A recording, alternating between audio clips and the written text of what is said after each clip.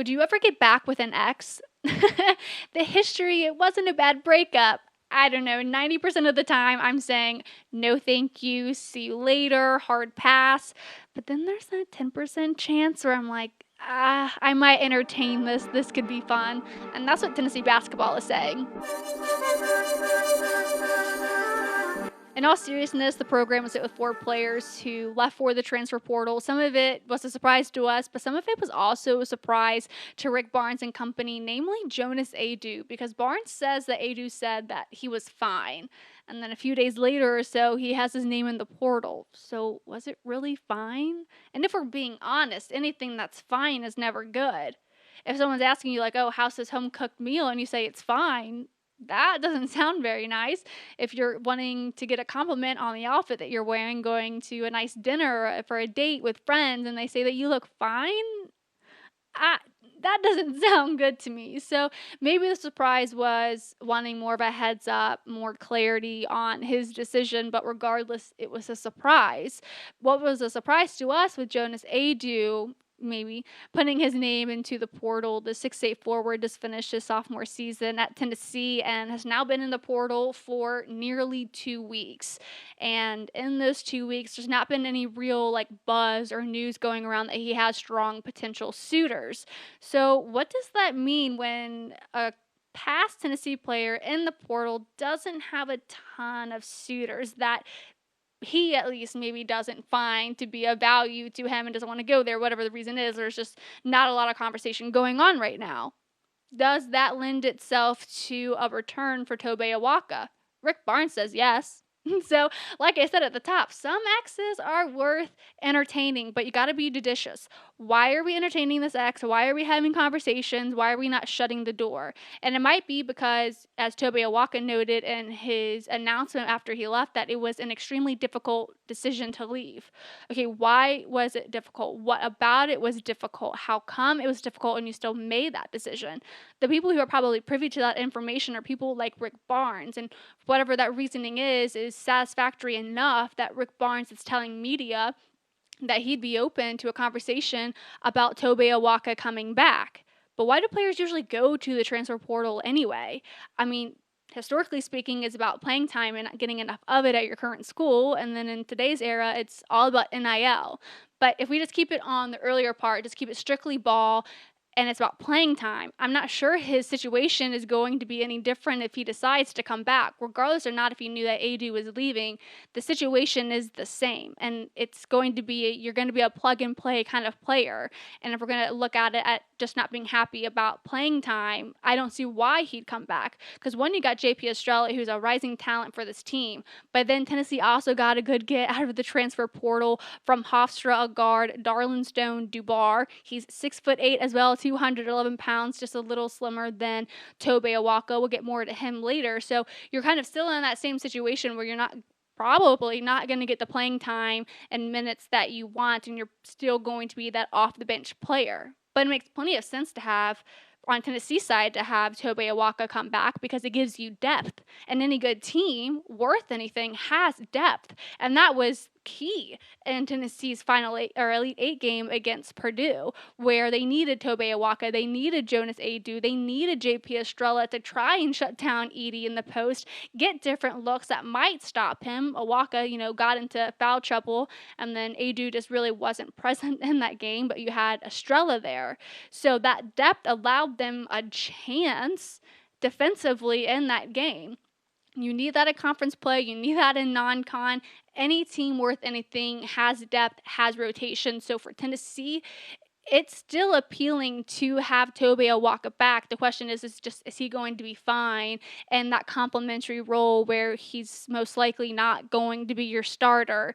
But the way that Tobe Awaka left the program was on good terms, and that's why Rick Barnes says he's open to the conversation. Obviously, we all respect him and love him for what he did for us, and but if he feels he's got to go through the process, he needs to do it. But with that said, we're not waiting, because we're going to move forward and build this roster as quickly as we can. But if we continue down this path of like ex-boyfriend, girlfriend, relationship dynamics, Tennessee is definitely still the catch in this situation. Rick Barnes was quick to make that clear after saying yes, he'd have the conversation.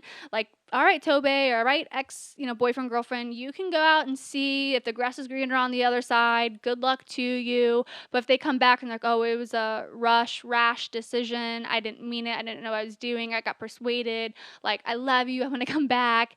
Whatever it is, it's like, okay, if it wasn't a bad breakup, seems like it wasn't, I'll entertain it.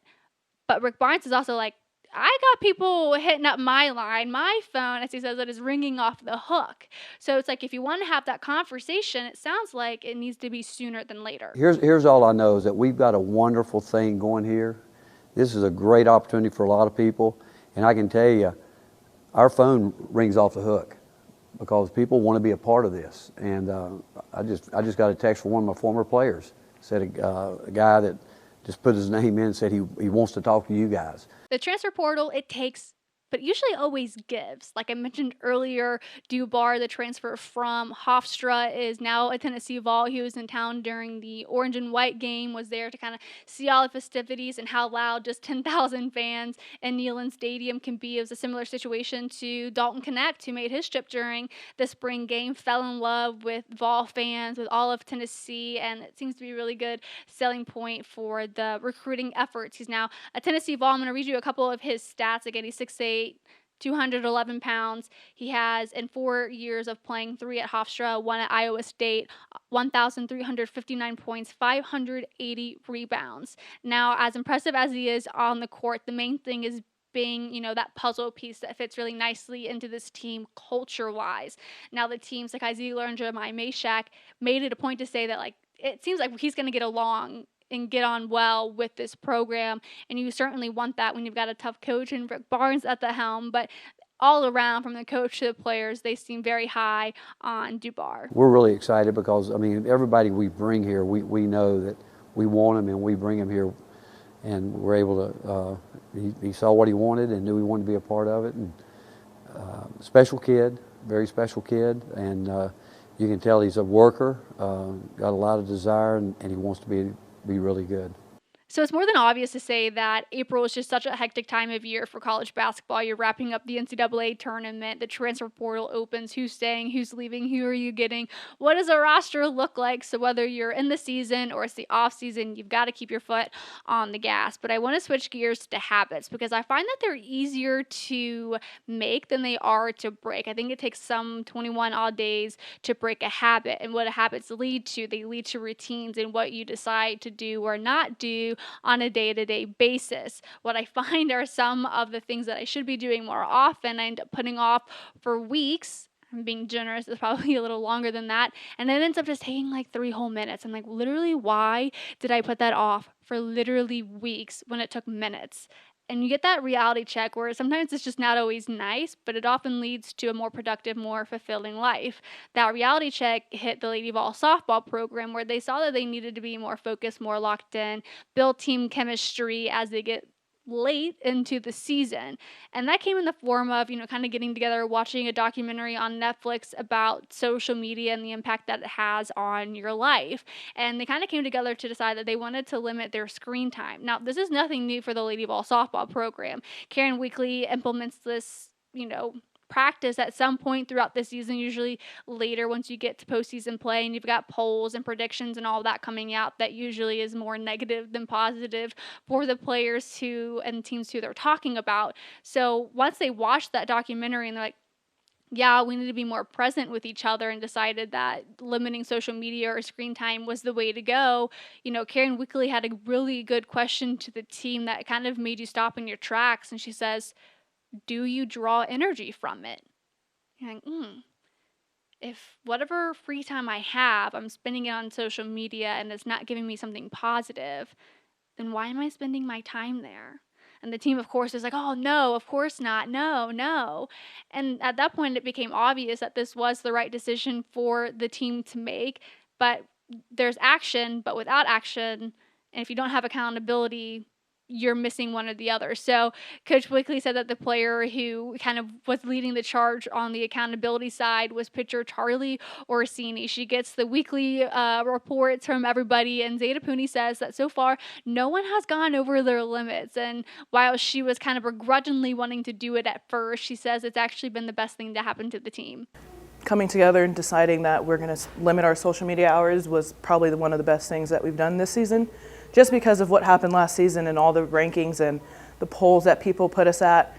It's just a distraction, and us limiting our hours was like, it was good for us. And we're still doing it to this day. We do our check-ins every Sunday night. We submit our hours, and nobody's been over hours, and it's just really good that people they bought into what we decided to do. And so once our teammates are buying in, it's just showing that being a player-led team is something that will help. It's also allowed them to really lean into their motto of let go. And when you look at their series against Mississippi State and they dropped game 1 9-1 against State, they needed to let that go. They needed to be able to let that go so that they could have a clean slate and focus on game 2 and 3, which they were able to do. They were able to win game 2 and 3 to save the series and to go on to win the series. And that's that same type of mindset that they had, where they realized that they weren't being physical. They weren't attacking every at bat. They were able to make that quick change and do that in game 2 and 3. Being able to maintain that through a series is going to be really important when LSU comes to town, because they are a veteran heavy team. They are a strong team, just like Tennessee. But what makes them really unique is that they've got a lot of left-handed batters, like a lot. Like they have 16 players who are left-handed batters. That's crazy. To put it into comparison, Tennessee, they have four left-handed batters. LSU has 16. So Karen Wickley was asked, like, how are you going to prepare for that? And of course, like, of those 4 batters, they'll obviously practice against them, but a pitcher on Tennessee's team that will do well in challenge times is pitcher Carlin Pickens. Wickley says that she is the most growth-minded player that she's really been around as of late. She learns like 2 to 3 things every time she's out on the field, and she's really poised to, have that growth show itself this weekend against LSU. Carlin is one of the most honest, self-aware, and growth-minded athletes I've ever coached. And for somebody to be as talented as she is and still be willing to be open to different ideas, to try different things, not let her ego get in the way. I mean, it's absolutely refreshing to coach her. Kentucky's pitching staff is also going to be challenged this weekend, but it'll come against Tony Vitello and company as Tennessee makes a quick trip to Lexington for a 3-game series. It's 2 versus 3. It's on the road in the Bluegrass State. And the one thing that Tony Vitello wants is good weather. Because last time they were there, it was miserable. It was raining. It was cold. It was windy. They were miserable. I was miserable. I was there shooting the game, getting highlights for Tennessee or of Tennessee. And I got to tell you, like, that's just Kentucky weather. I'm from Northern Kentucky by Cincinnati, and it's usually most of the time gray skies, rainy and cold. It's not nice like it's been here this past week in Tennessee, where it's really nice blue skies, the sun's out. So the main theme that Vitello wants us to talk about, weather. Well, weather's on the radar again this weekend, and neither him or Kavaris Tears is excited about that. That was my first trip, and the one thing that I do remember, it was very cold and rainy the whole entire weekend. And I was blessed to be there, but that was the one thing I was like, man, is it like this everywhere? Because like it was just, just really cold and really rainy. It was in April, I'm pretty sure. And it was just, I don't know, something I'm not used to, being from Tennessee my whole life. And then when we get into like game matchups, it's kind of like splitting hairs. The Cats and Vols are both top 25 offenses, but they get there very differently. When you first look at Tennessee, they have 101 home runs this season, at least in the NCAA in homers, and it's also the 3rd straight season that Tennessee has had at least 100-plus home runs in a season. And we're only 37 games into the year by Friday at 3 o'clock. Then you look at Kentucky, they have 51 home runs. That's 60th nationally. But it's all about how you're getting these runs and how you're able to be a top 25 all-around offense. When you look at Kentucky, they've got 3 players that have 30 or more RBIs on the season, and then they have 3 players that have an on-base percentage of 500 or greater. That's incredibly favorable to a Lexington, Kentucky team who's going to be playing at home where that stadium and park doesn't really favor heavy hitters. So you might think Tennessee's down and out because they love the home run. They get all these grand slams. But kind of an underrated strength to this team is, too, their ability to play small ball. And Vitello says it'll absolutely be the difference maker for this team. I think it adds to what we need to be able to do in different environments. I mean, eventually you win enough games to go to Hoover. It's the most fun place to play in the world. And in order to score down there, sometimes you got to play small ball. And then even in our park, where some people label it, I think unfairly, incredibly offensive, it depends on what day it is. And it depends on who's pitching and other circumstances. So the more ways you can find a way to win and the more ways you can find a way to score, the more complete your team is. Now, one more thing to note about this series, Tennessee historically does not fare well in the Bluegrass State against Lexington. They're 73 and 80 all time, so just below 500. But if there's ever a year where this team is poised to, etch 3 or so more games closer to that 500 mark, it's certainly this team because, again, of their way to play small ball and it being a favorable style of play in Lexington. But that's the show. Thank you so much for watching. Please like, please subscribe, and I will see you guys all on Sunday.